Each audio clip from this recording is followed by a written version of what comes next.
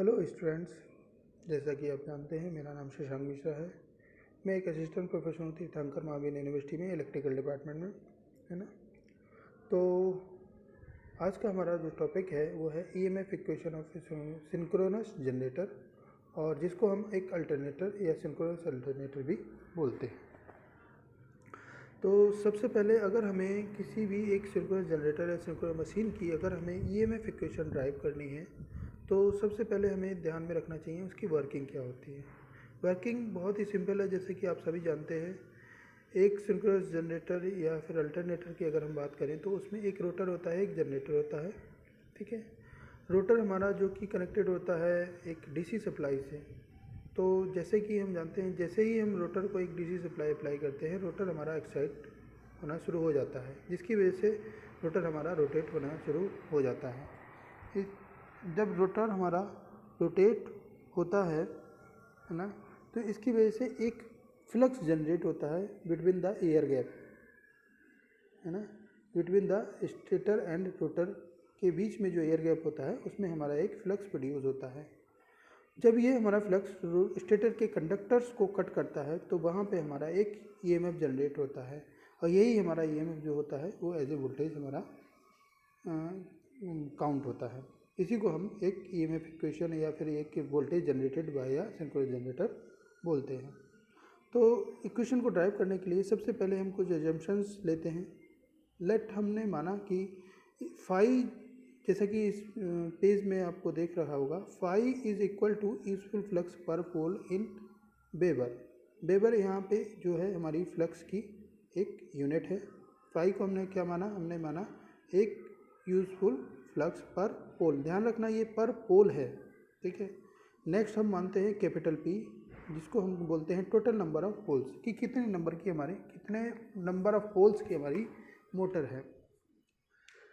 Third one हम मानते हैं कि एफ इज क्या है हमारी यहाँ पे फ्रीक्वेंसी ऑफ जनरेटेड वोल्टेज। जो हमारी वोल्टेज जनरेट हो रही है, जो हमारा ईएमएफ जनरेट हो रहा है, उसकी फ्रीक्वेंसी क्या है, ठीक है। फिर उसके बाद जो नेक्स्ट हम लेते हैं स्मॉल एन। एन हमारी क्या होती है, speed of rotation of rotor, revolution पर सेकेंड। हमारे रोटर की जो रोटेशन की स्पीड है वो पर सेकेंड क्या है, उसको हम एज्यूम कर लिया है हमने स्मॉल एन से। एक और टर्म होती है जेड पी हमारा क्या होता है, जैसे कि टोटल नंबर ऑफ कंडक्टर और coil in sides in the series per phase. जैसे कि हम जानते हैं एक कॉइल में हमारे वेरियस टर्न्स होते हैं। एक टर्न में अगर हम देखें तो दो साइड्स होती हैं, एक लेफ्ट हैंड साइड एक राइट हैंड साइड। उन दोनों टर्न्स को हम क्या बोलते हैं, कंडक्टर्स। तो अगर हम देखा जाए तो हमारे एक टर्न में दो कंडक्टर्स होते हैं, यानी यहाँ पे जो हम एज्यूम कर रहे हैं Z P is equal to the total number of conductor और coil sides in series per phase. एक फेज में हमारा कितने टोटल नंबर ऑफ कंडक्टर्स हैं। अगला जो पॉइंट हम एज्यूम करते हैं वो है टीपी यहाँ पे क्या होता है, टोटल नंबर ऑफ कॉइल्स और टर्न्स पर फेज। यहाँ पे जो हमारा जो टोटल नंबर ऑफ कॉइल्स हो कितनी है या फिर टर्न्स कितने हैं एक हमारे कंडक्टर के पोल के फेज में। फिर हम क्या मानते हैं, सपोज जैसा कि हम जानते हैं सिंस, देखो जैसे कि हमने कहा कि एक जो सिंस द फ्लक्स पर पोल हम एज्यूम कर चुके हैं जो कि हमारा क्या है फाई। एंड दूसरी चीज़ हमने जो एज्यूम की है total number of pole in motor is capital P. अगर हमें total number of flux generated जो है उसको निकालना है तो हम क्या करेंगे, सिंपल जो टोटल हमारा फ्लक्स है पर पोल और जो टोटल नंबर ऑफ पोल्स है इन दोनों की मल्टीप्लाई कर देंगे, तो हमारा जो निकल के आएगा ये जो क्वांटिटी उससे वो हम क्या बोलेंगे, total flux generated, which is हमारा क्या आएगा P5, ठीक है। जो कि एक कंडक्टर को कट करने से जो फ्लक्स जनरेट होगा उसको हम क्या बोलेंगे P5, ठीक है। अब चूंकि ये जो P5 है ये तो सिंपल एक कंडक्टर के द्वारा कट किया गया फ्लक्स है, बट हमें क्या निकालना है, टोटल नंबर ऑफ फ्लक्स, यानी टोटल यानी एवरेज फ्लक्स अगर हमें निकालना है तो now the average value of generated voltage पर कंडक्टर, हर कंडक्टर से कितना हमारा total number of voltage generate हुई, यानी कितना फ्लक्स कट किया, उसके लिए हम क्या निकालते हैं ई ए वी। ई मतलब ये जो EMF है एवरेज EFE पर कंडक्टर, विच इज़ जो कि हमारे किसके बराबर होता है, फ्लक्स कट पर revolution upon time taken for one revolution in second, कि जो टोटल फ्लक्स कट कर रहा है एक रिवॉल्यूशन में पर रिवॉल्यूशन अपॉन जो हमारा टोटल टाइम है एक रिवॉल्यूशन में एक सेकंड में कितना है। ठीक है, जैसा कि हम जानते हैं 1 second is equal to n revolution, और अगर हम एक रिवॉल्यूशन का निकालेंगे तो वो हमारा क्या हो जाएगा 1/n second. Therefore the time for one revolution of the armature is 1/n second. जैसे कि हम ऊपर निकाल चुके हैं कि एक रिवॉल्यूशन में जो टोटल टाइम लगेगा वो हमारा कितना लगेगा 1/n सेकेंड। इस 1/n सेकेंड को जो वन रिवॉल्यूशन का जो टाइम है इसको हम इक्वेशन नंबर 1 में जब पुट करेंगे तो हमारे पास क्या आ जाएगा, द एवरेज वैल्यू जनरेटेड पर कंडक्टर EAB, जो कि हमारी क्या है EAB पर कंडक्टर, क्या होगा हमारा फ्लक्स कट पर रिवॉल्यूशन हमारा क्या निकाल हम कैलकुलेट कर चुके हैं P5, और time taken for one revolution in second जो अभी हमने निकाला है वो हमारा क्या है 1/n। तो हमारा जो टोटल EAB है EMF एवरेज EMF पर कंडक्टर जो हमारा निकल के आएगा वो हमारा आएगा P(n)(phi) विच इज़ इक्वेशन 2। ठीक है, नाउ हम आगे बढ़ते हैं। जैसे कि हम जानते हैं we know that frequency equal to P(n)(120)। ठीक है, ये हम जानते हैं, ये फ्रिक्वेंसी है जो हमारी स्पीड इक्वेशन होती है, मोटर की स्पीड इक्वेशन होती है। ठीक है, यहाँ पे हम एक चीज़ देखते हैं, जो हमारा स्मॉल n होता है वो हमारा क्या होता है रिवॉल्यूशन पर सेकेंड, बट अगर हम कैपिटल N की बात करें तो कैपिटल N हमारा क्या है रिवॉल्यूशन पर मिनट। तो जो कैपिटल N है, ठीक है, और स्मॉल n में अगर हम रिलेशन निकालें तो वो इजीली हम निकाल सकते हैं small n equal to capital N/60। Capital N/60 हमने क्यों किया, क्योंकि वो एक जो हमारा कैपिटल N है वो पर मिनट है, उसे अगर हम सेकंड में कन्वर्ट करेंगे तो 60 से हम डिवाइड कर देंगे।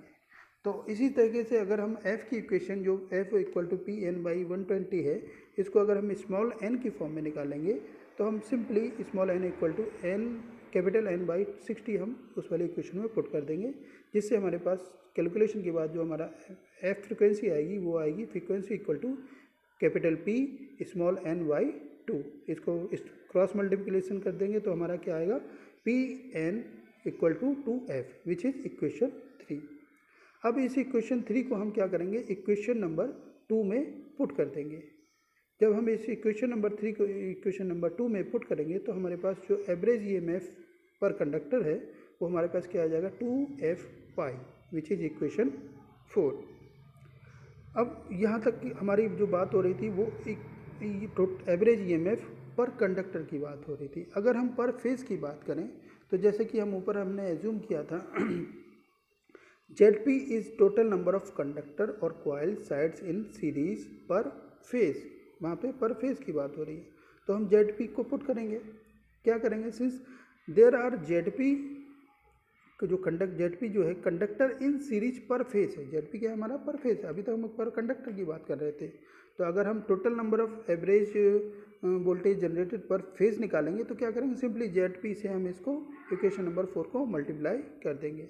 तो हमारा जो इक्वेशन फाइनली जो जनरेट होके आएगी वो हमारी क्या आएगी एवरेज EMF यानी EAB पर phase equal to 2f pi ZP which is equation number 5। अब देखो फर्स्ट फेज में हमारी दो फिगर मैंने और बनाई थी, नंबर ऑफ कॉइल्स और टर्न्स की जो फिगर बनाई थी मैंने, यहाँ पे मैंने दिखा था एक टर्न में हमारे दो कंडक्टर्स होते हैं।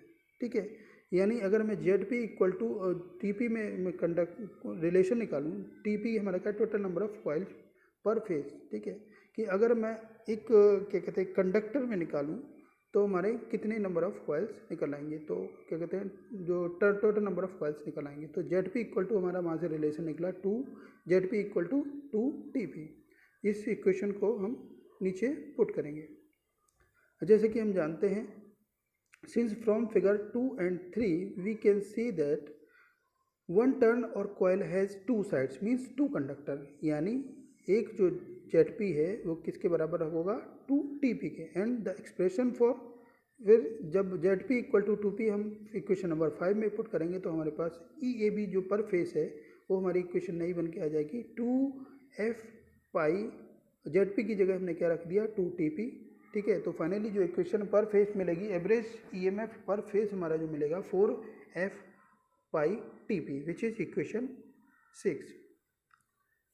अब हम क्या बात करते हैं, एक हमारे यहाँ पे जो हमारे पास जो ये जो वैल्यू आई है ईएमएफ की, वो एवरेज ईएमएफ जनरेटेड हो गया। एवरेज जो ईएमएफ है वो जनरेटेड वोल्टेज है, एवरेज जनरेटेड वोल्टेज है। बट हमें क्या निकालना है, आरएमएस वैल्यू निकालनी है। तो आरएमएस वैल्यू निकालने के लिए हम एक फैक्टर यूज़ करते हैं जिसे हम बोलते हैं फॉर्म फैक्टर। फॉर्म फैक्टर को हम के एफ से डिनोट करते हैं। के एफ इक्वल टू हमें जानते हैं, जैसा कि हम लोगों ने पढ़ा होगा, K F equal to is R M S value upon average value, ठीक है। अगर हमें आर एम एस वैल्यू निकालनी है तो यानी क्रॉस मल्टीप्लिकेशन कर देंगे K F into average value. Average value of E M F हम ऑलरेडी पहले कैलकुलेट कर चुके हैं। के एफ की वैल्यू अगर हम साइनसॉइडल की बात करें, एक साइनसॉइडल वोल्टेज के लिए बात करें, तो हमारी होती है 1.11। Therefore, the RMS value of the generated voltage per phase can be written as E RMS per phase equal to KF into E average per phase। E average per phase हम ऊपर निकाल चुके हैं, KF की value हमें पता है 1.11। इसको अगर हम पुट करेंगे इस इक्वेशन में तो हमारे पास जो फाइनली E RMS पर फेज आ जाएगा वो आ जाएगा 4.44 F pi TP, which is equation 7। यहाँ पे हम थोड़ा सिंप्लिसिटी के लिए हम क्या कर देंगे, जो सफिक्स में हम आर एम एस लिख रहे हैं ऊपर ई आर एम एस पर फेज में, उसको हम डिलीट कर देंगे। तो उसकी जगह पे हम सिंपल पर फेज लिख देंगे। तो हमारा उसका जो न्यू इक्वेशन जो हमारी फॉर्म आएगी, न्यू इक्वेशन की जो फॉर्म आएगी वो आएगी हमारे E P equal to 4.44 F phi T P, which is equation 8। इसी को हम क्या बोलेंगे, E M F equation of a generated voltage of a synchronous machine. Here the topic is finished. अगर आपको इस टॉपिक से रिलेटेड कोई भी डाउट है तो प्लीज़ रिप्लाई कीजिएगा, है ना, कमेंट में रिप्लाई कीजिएगा। And now have a good day, bye.